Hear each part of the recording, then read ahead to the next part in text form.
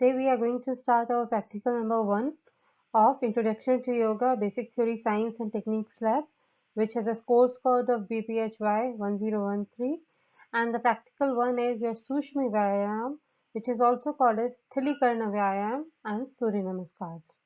So to proceed on, I Jyoti Sharma, who is a coordinator for this subject of BPT, will be moving forward with the lecture. Coming on to introduction. So, what is your Sukshma Vyayam or Sthilikarna Vyayam? It is also called as micro yoga exercises. People of every age can practice these exercises and get benefited. They provide good exercise to all the organs. As a result, the efficiency of functioning of the organs increases and men feel energized. These exercises can be comfortably practiced within 20 to 30 minutes during the entire body is relaxed and recharged. Coming on to the introduction to Surya Namaskars, the sun is a source of light and energy. Sun rays have immense power in them. There is no life on earth without solar energy. So came into the practice the Surya Namaskar method to respect the sun. Oxygen is more in the air at the time of sunrise and sunset. A lot of advantages are there if Surya Namaskar asanas are practiced at sunrise and sunset. Standing in front of the sun, these asanas are also called as body positions in yoga education.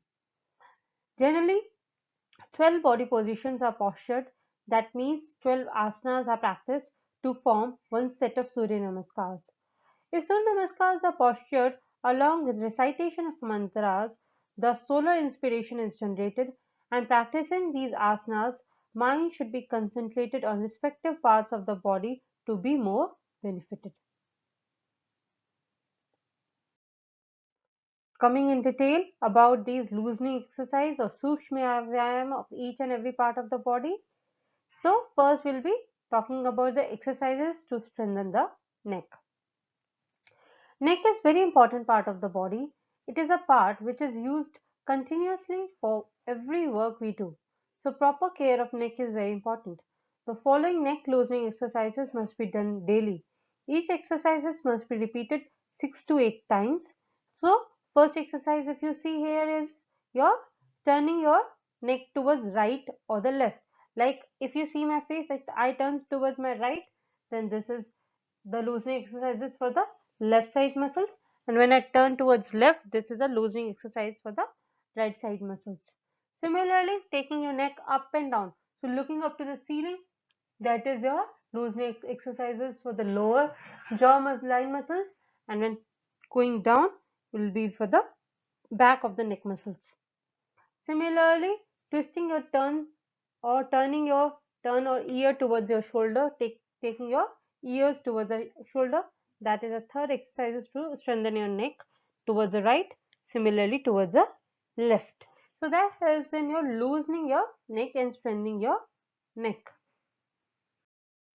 Coming to continuation of these strengthening of the neck exercises, during the practice, remember or note one thing that shoulders should not move at all. When you're doing this, there should be not like shoulder liftings should not be there. Only neck movements. We're talking about neck movements, only neck movements should be there. Mind should be continuously focused on the neck. Your neck or your mind should be always focused on your neck. The other exercises of the neck is just diagonally turning your neck diagonally. Diagonally is 45-degree angles. So just diagonally turning your neck and giving a counter pressure, like you are turning and from hand you are giving a pressure, that is resisting. So that is further helps in you loosening your tight musculature and helps you in strengthening your neck. Similarly, the other exercises in which you need to put your both of your hands on the neck like this, and you're trying to push your jaw line towards your hand, and hands are counter resisting it. The second exercise which I am telling you, your hands are providing a counter resistance and your neck is providing a opposite resistance. So again it will be helping in your strengthening your neck. Similarly, when you are trying to it, you can do it simultaneously also, and you can do one by one also. Like you have taken two hands One hand you are pushing your neck towards the hand is giving you counter resistance. Similarly, you can do with the other hand, or you can do try to put your resistance of the hand on the face and you're trying to move the neck towards right and the left. So these exercises are used in yoga for loosening or in micro yoga to strengthen the neck. Coming on to the loosening exercises for the shoulders. Now, whichever exercises we will be practicing further on, these are also called as kriyas. So, every kriya should be practiced for 15 to 60 seconds, repeating slowly. Each kriya should be practiced 15 to 60 seconds, repeating slowly. When we talk about shoulder, these exercises help in energizing your shoulder joint. It helps in curing your frozen shoulders and other related problems. Weightlifting capacity also increases with this, strengthening your shoulder muscles. The first exercises is when you're doing and flexing your shoulder and grasping the shoulder with the other hand, like in the photo, and trying to twist your hand towards first right and then towards the left. So what you are doing? You're trying to grasp your one shoulder and from the other shoulder, you're trying to move first towards right side and then changing the position and trying to move towards the left side. So here these exercises should be performed with uh, like with full rotations. Now the other exercises for the shoulder is you put your hand of tip of your fingers over nearby your neck over the shoulder region and then you rotate your then you rotate your shoulder joint. First you internally rotate, that is called an internal rotation, and then you externally rotate, that is called as external rotation. Okay, so this is like your exercises to basically do the internal and the external rotation of the shoulder. Then for stretching your shoulder musculature, you can even take your both the hands up over the head, clasp both the hands and put your fingers, clasping should be in a cross pattern like this, like you do crossing. So should be in a cross pattern with your palms or the fingers over both the your elbow joint, and then you stretch both the shoulders. So this is a third exercises which help you in strengthening your shoulder joint and helping you the loosening of your shoulder musculature. Coming on to the loosening exercises for your elbows, upper arms, forearms, wrist and palms. Since these are in elbow and your palms and all, the movements are very less. So in elbow joint, only one kind of a movement is there. So elbow joints and arms are strengthened with these exercises. Problems related to elbow joints will reduce if you do these exercises. The power is generated in upper arm and forearms. So it helps in you strengthening your upper arms and forearms. Palms are stretched and blood circulation is regulated if you do these exercises regularly. So coming on to look on the figure on the left hand side, the first exercises here is when you're bending your elbow and putting your hand over the shoulder. So since I told you your elbow region has only one range of motion, so the main is it to flexion extension. The movement we call it is a flexion and extension. This movement helps in your loosening your elbow joint. The other movement is coming onto the upper arm when you're keeping your upper arm straight like this in the second musculature. So it is helping in you loosening your elbow joint, strengthening your upper arm. In forearms also, since you're keeping the forearm into a pronated position, the pronated position is also called as you can say clasping your fingers and putting your fist down and fingers are in a fist position. Okay, and then you're trying to do the rotations of the wrist. Okay, so this is a second exercise to lose your forearm, wrist and palms.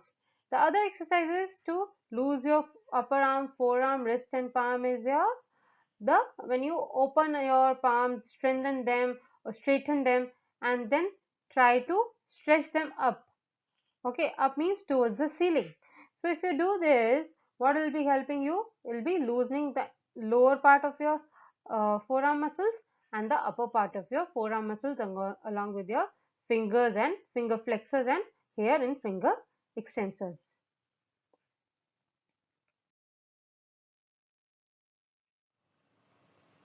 So when we look onto the your loosening exercises for fingers, finger joints are strengthened and problems related to finger joints are reduced.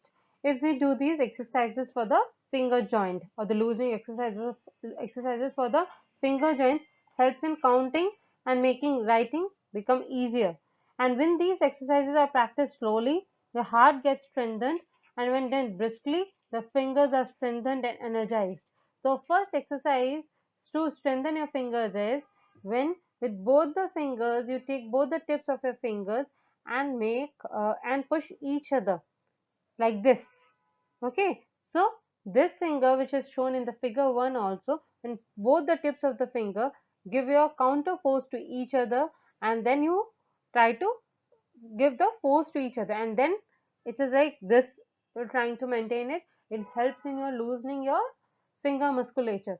The other is your when you stretched out your elbows, extend your arm and you make a claw hand, like a claw hand, like a tiger's paw.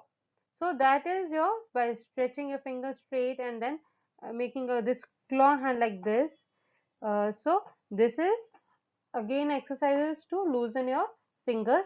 The other is same position but instead of keeping your arm extended, you take them and push them back. Instead of taking your arm extended, you just push them back. So indirectly with your fingers you are involving your full upper limb with your elbow, with your shoulder also in the thing. But since you are maintaining this finger position, this exercises is included both in loosening exercises of your shoulder joint, elbow and along with your fingers. Now coming on to the exercises for the back and the waist. So the exercise which helps in loosening your or strengthening your back or joints of your back and the waist is for which these exercises helps in your backbone to be strengthened. Problems related to back and waist are reduced. Extra accumulated fat which is around your waist, it gets melts away if you do these exercises regularly. Repeat each of the following 10 to 15 times a day. Okay, and in one go at least you should repeat them 10 to 15 times. So coming and looking onto this first exercises is first in a cross pattern in diagonally extend both your shoulders, elbows extended, fingers extended and then twisting your back towards one side. But remember this exercises can be done both in sitting and standing. But if you are doing this exercise in the standing, don't don't do it in the by bending your knee. Remember, better to do this exercise in sitting if you're, but it can be also done in standing, but your knee should not be bent if you're doing this exercise in the standing. Similarly, modification of this exercises is instead of extending both of your hands and shoulders, you can put one of your hand over the other knee when you are sitting in a sukhasana or a normal cross leg sitting. Just put one of your hand on one other leg and turn your waist and look over the face onto the diagonal side. So try to look over 45-degree by twisting your back or waist towards one side and then diagonally looking. That is also twisting your waist. The other exercise is the third exercise is when you go and clasp both of your hands up. Hands are in outstretched position and in a clapping position. First take them up and after taking them up, just turn your waist towards either right or left, or one by one you can first turn your waist towards right and then to the left.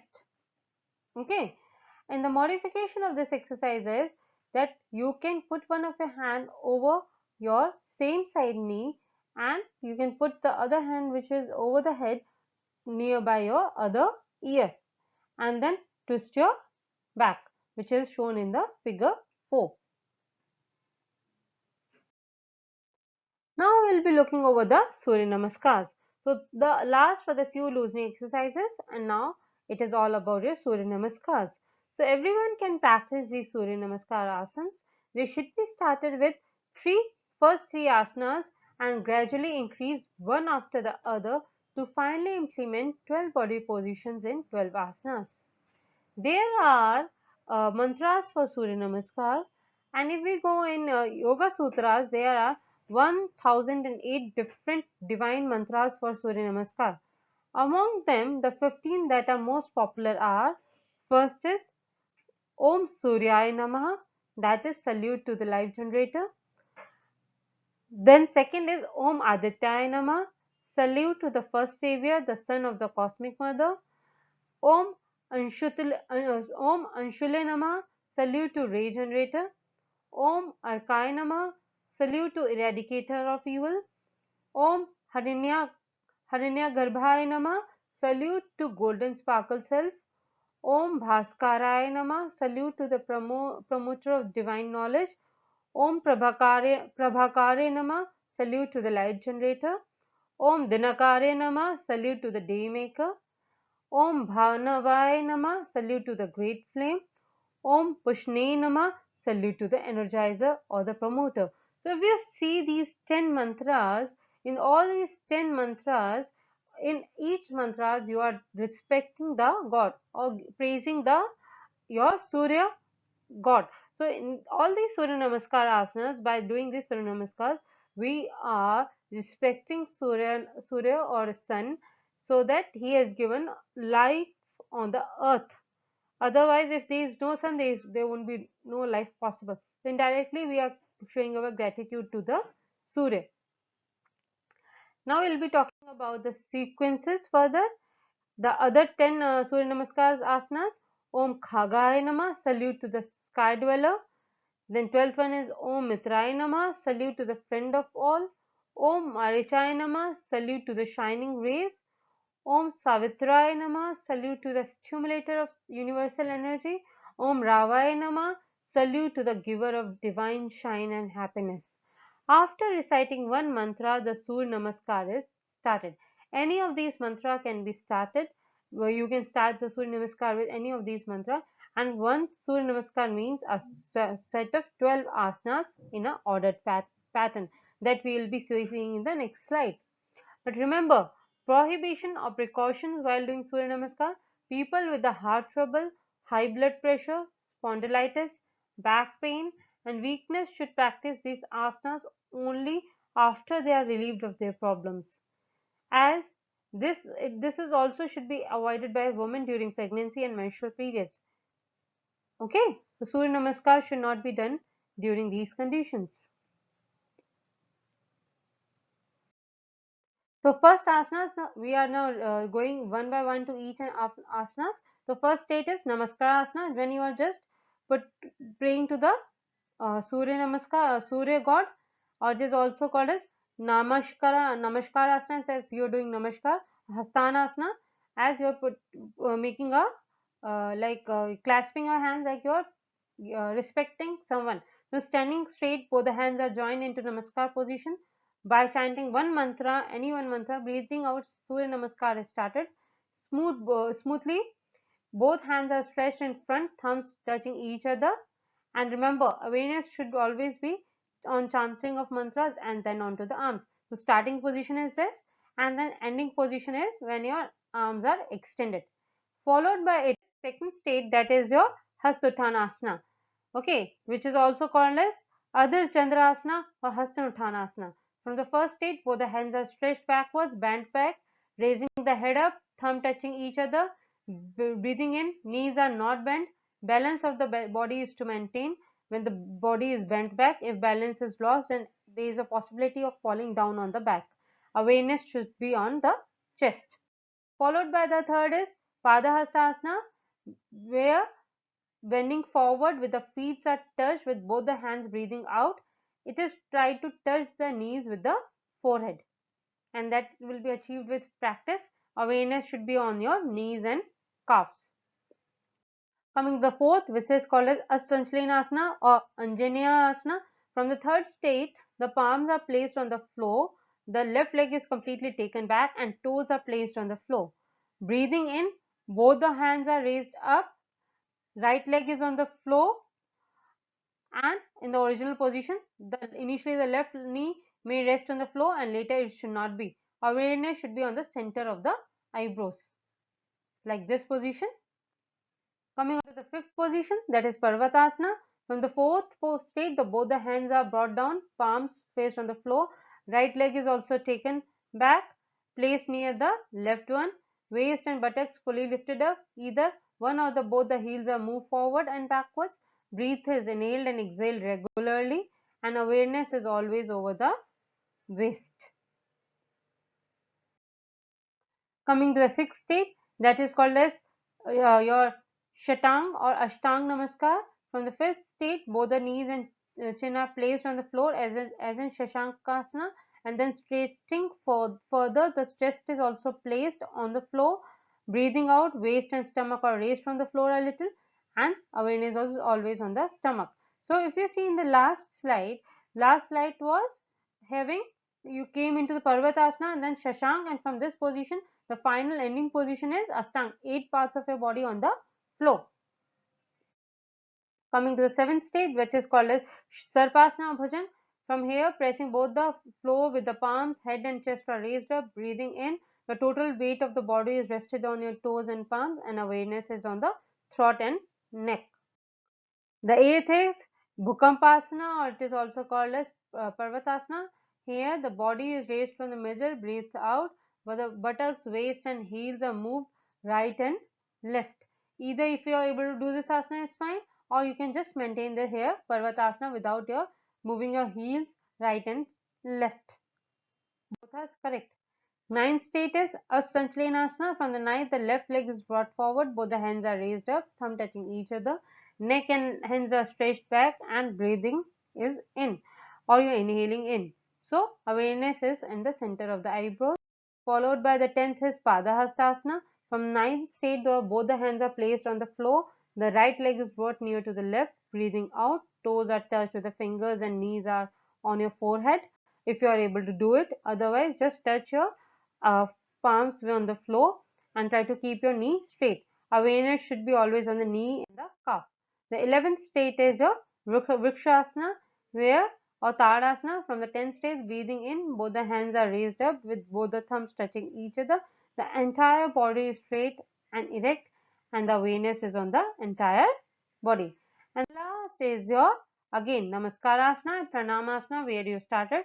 From the 11th state, both the hands are moved around and brought in front of the chest. Breathing out, both the hands are joined in Namaskar position. The salutation is offered, and awareness is on the heart or lotus heart, you can say, and pit of the middle of the chest.